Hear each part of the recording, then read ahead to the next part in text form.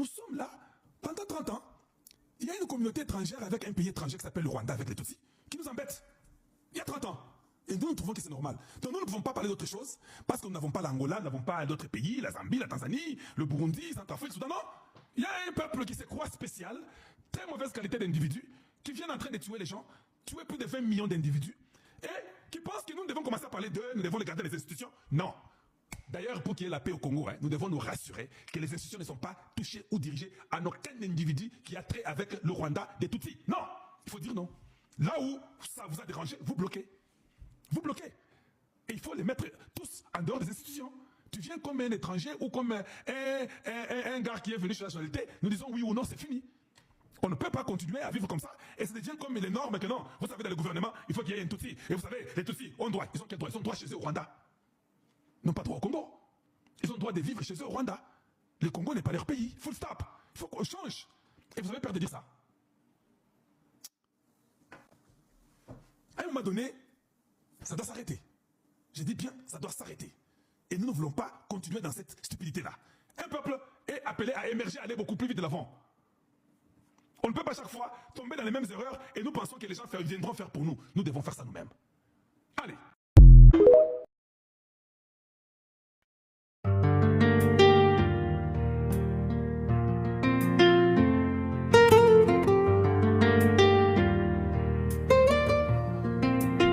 Papa Étienne Tshisekedi, Wamulumba, notre père et notre guide, nous ton peuple, te rendons hommage aujourd'hui.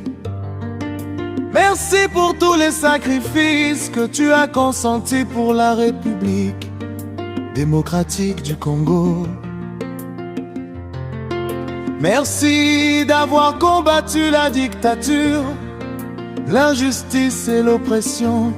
Tu as consacré ta vie à la défense de la démocratie, de la liberté et des droits du peuple congolais.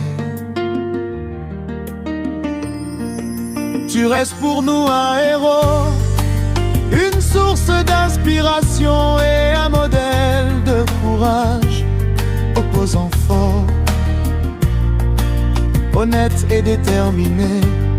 Tu as marqué l'histoire de notre nation. Tes longues années de lutte n'ont pas été vaines, car elles ont permis au peuple congolais de garder espoir en un avenir meilleur.